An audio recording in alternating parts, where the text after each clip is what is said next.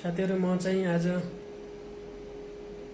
यो सिस्टममा चाहिँ ब्याकअप लिन गइरहेको छु। यो चाहिँ एकदम धेरै फुल भयो। यहाँ हेर्नुस् है, यो चाहिँ एकदम 8 GB मात्र फ्री छ। लगभग एउटा स्क्यान गरे भने यो चाहिँ सकिन्छ। त्यही भएर म चाहिँ यो मैले त्यहाँबाट चाहिँ म तपाईहरुलाई ब्याक क्यामेरा गरेर देखाउँछु। यहाँबाट मैले पावर लगाइसके। यो हार्ड डिस्क हो, यो 8 TB को हार्ड डिस्क हो। यसमा जति पनि डाटा अटाउँछ र यहाँबाट मैले कनेक्सन यो मेसिनमा दिइसके। यो मेसिन र यो हार्ड डिस्कको चाहिँ अब एक आपसमा कनेक्सन भइसक्यो। अब चाहिँ म यसको ब्याकअप लिन गइरहेको छु।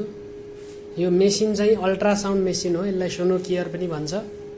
तपाईको पेट भयो, पाठेघर भयो, इन्टरनल स्क्यान भयो, सबै यहीबाट थाहा हुन्छ। लगभग 4 घण्टा भयो मैले कन्टिन्युअसमा काम गरिरहेको छु।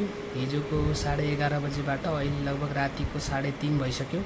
अहिलेसम्म चाहिँ मैले जम्मा 82 GB मात्र खाली गर्न सके। यसको ब्याकअप चाहिँ मैले त्यो हार्ड डिस्कमा ट्रान्सफर गरिसके। अरु चाहिँ म बिस्तारै गर्दै छु। टोटल 400 GB खाली गर्नु छ।